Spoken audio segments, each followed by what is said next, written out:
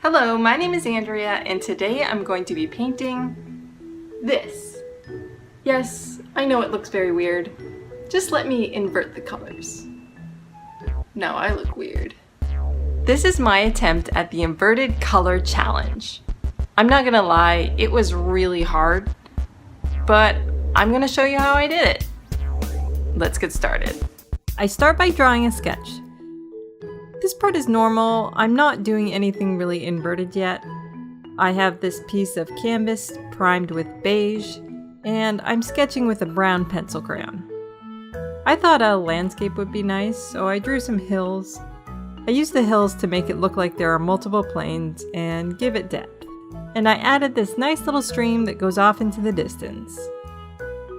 I add some rocks and details, some bushes. I also thought it would be good to add an animal for some interest. So I decided to draw a deer drinking from the stream. To finish up the sketch, I add some trees, making them smaller and smaller into the distance. And that's my sketch. It's mostly just a rough idea. I'm painting over it so I can refine it in paint. Before I even start trying to paint with inverse colors, let's go over how we see color in the first place. As humans, we have eyeballs. And the retinas in our eyeballs have receptor cells that contain the chemical retinol that reacts to light, sending a signal to our brain and giving us sight. But light has a wave property, and depending on the wavelength, it interacts with the world in different ways. Our eyes have specialized receptors called cone cells. They have pigments in them that reduce the range of wavelengths they can detect. Humans have 3 different kinds of pigments, making S, M, and L cones. Named for the wavelengths they are still sensitive to. S for short, M for medium, and L for long. With our 3 cone cells, our brains interpret the signals and we see all the colors of the rainbow. And some colors that aren't even in the rainbow, like brown. Now, since we humans are very clever, we figured out what colors activate just one or just not one cone. Does that make any sense? We can manipulate 3 colors, 1 for each cone, to make all colors. But there are 2 ways to manipulate color. You can add color, or you can remove color. When adding color, you start with darkness and you turn on the light. If that light only activates L cones, it's red. Now if you turn on a second light that activates the M cones, the light is green. But everything both light hits will look like yellow as the 2 colors mix together. If you add in a third light that only activates S cones, it's blue and the 3 mix to make white light. You can also see that blue and red make magenta and blue and green make cyan. The other way of mixing is by removing color, and this is actually the one we're more accustomed to. If you have a white page and you add some paint that absorbs the light that would activate S cones, it reflects the rest of the light, activating both the M and L cones, so we see yellow. This magenta absorbs the light that would activate the M cones, reflecting the light that would activate L and S cones. And the cyan absorbs the light that would activate L cones, reflecting the light activating S and M cones. So when you mix this yellow and cyan together, you're removing the light that activates both the S and L cones, and you're left with only the light that activates the M cones. And it looks green.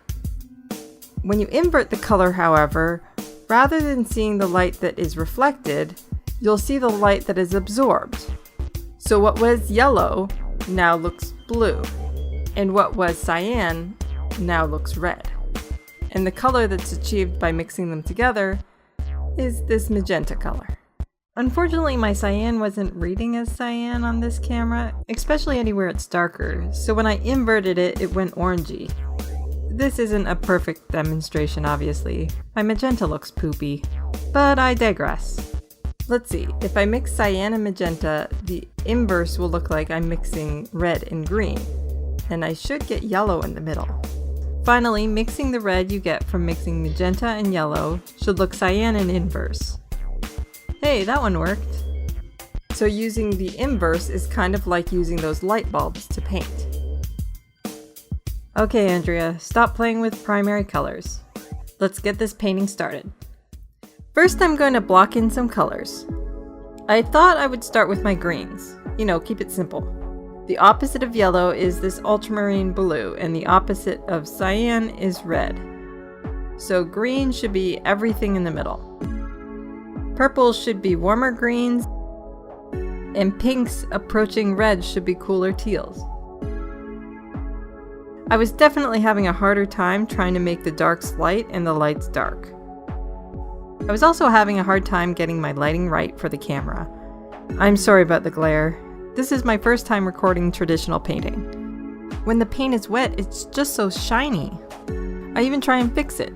Yep, now there's glare in the middle instead of the corner. Good one, Andrea. I'm a noob. Anyway, I'm just trying to imagine what should be what color. But without seeing the color I'm putting down and the colors around it, it honestly feels kind of random. But by sticking to the greens to start, I think it made it more doable.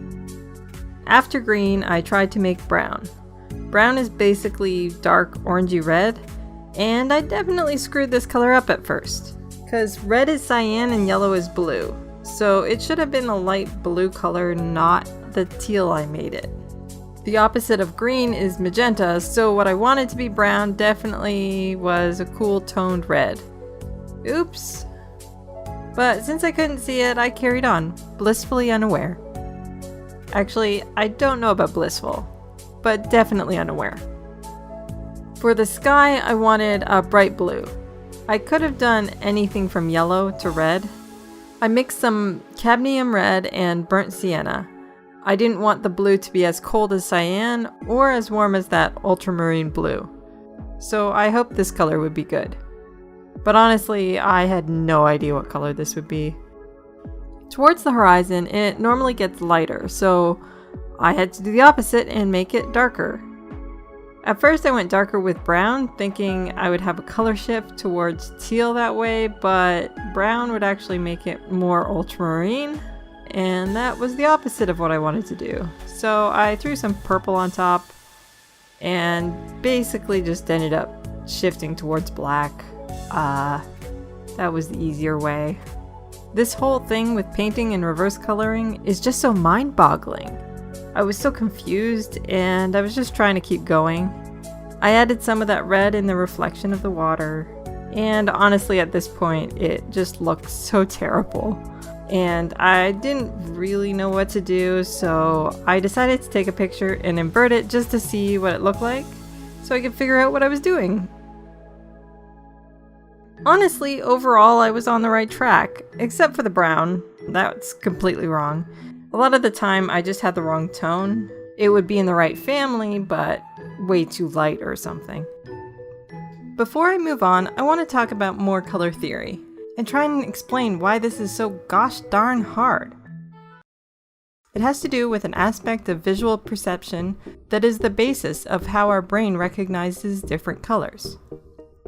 Let's go back to those 3 cones. Well, in order to send a signal to the brain, there are 2 other cells involved, bipolar and ganglion cells. What they do is gather the signals from different cells and have them compete. It's like sports, color theory sports. One of the matches is yellow versus blue. On the yellow team, we have M and L cones working together. And on the blue team, we have S cones. And whoever has the stronger signal wins, and you see that color. Or if it's a tie, you don't see either color, it's just neutral. The next match is green versus red. On the green team are M cones, and on the red team are L cones. And newer research shows that S cones are also on the red team. That's right, 3 cones making 4 teams, making 4 colors. We don't have a color sports match, however, for S and M cones versus L cones. We just perceive 4 opposing colors, not 6. I mean, look at this color wheel. yellow, blue, red, green, and add some halfway steps. All of these colors look visually distinct. Look at those halfway points. Orange, purple, teal, and lime. Yes! Those are all colors that we've known since we were kids. But if you invert it, nope. So inverting the colors doesn't perfectly invert based on our perception of colors. It is pretty handy, however, if you want to try this challenge. It's easier to tell where your color families are. I mean, good luck with those subtleties between lime green, yellow, and orange, because those colors look practically the same. It definitely helps. Anyway, let's get back to painting. Since a lot of my colors were too light in the inverse, I needed to darken them, and in order to darken them, I had to make them really light. Lots of white. I just kind of smudged it all over this side because I wanted this side to be darker. And yeah, I know it looks terrible, but I needed a fresh start. Then I fixed my browns, making it more blue.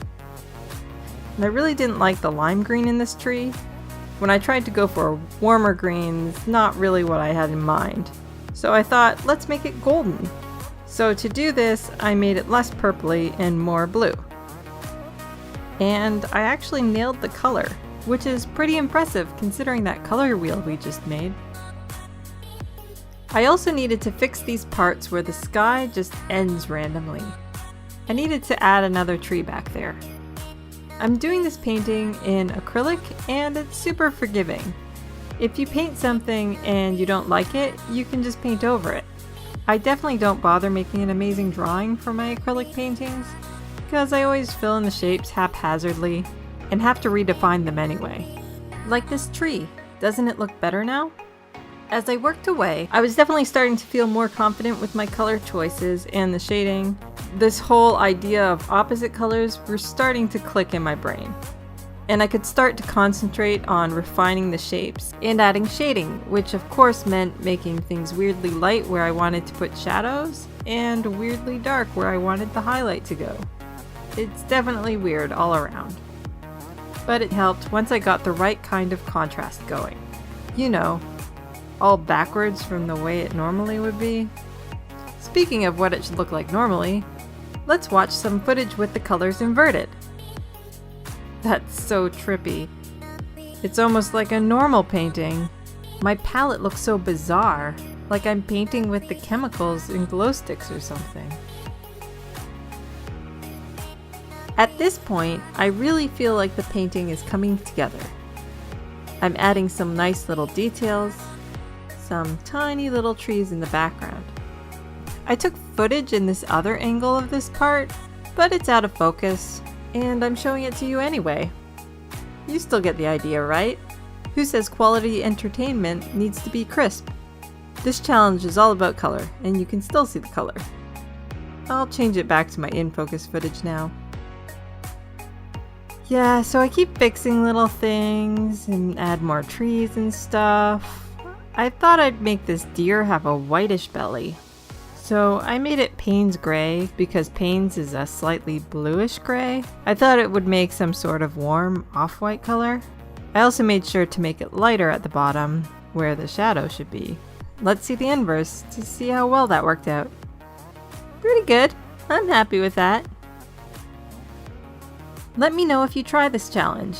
I got the idea from Kasey Golden, and she got the idea from someone else. I'll put links to their videos in the video description below. I think it's a pretty cool challenge, and I definitely recommend doing it in a traditional medium. It's way too easy to cheat and color pick the exact right inverse colors if you do it digitally. If you don't paint, use markers or pencil crayons or something. Hard mode. It's a learning experience. Even though I mostly work digitally these days, I really enjoy working traditionally. I've worked in acrylic since I was a kid, and I did oils in university. I've also dabbled in watercolor, markers, printmaking. If it's art, I'm probably up for trying it. If you're an artist, I recommend trying different mediums too. It's fun. Let's get back to talking about the painting. I wanted to make sure to put some detail in this piece to finish it up. Flowers, bark, little ticks of grass and stuff. it actually looks kind of cool even when it's not inverted. A lot better than it did at the beginning. Finally, I add a few more shadows and those antlers, and it's done.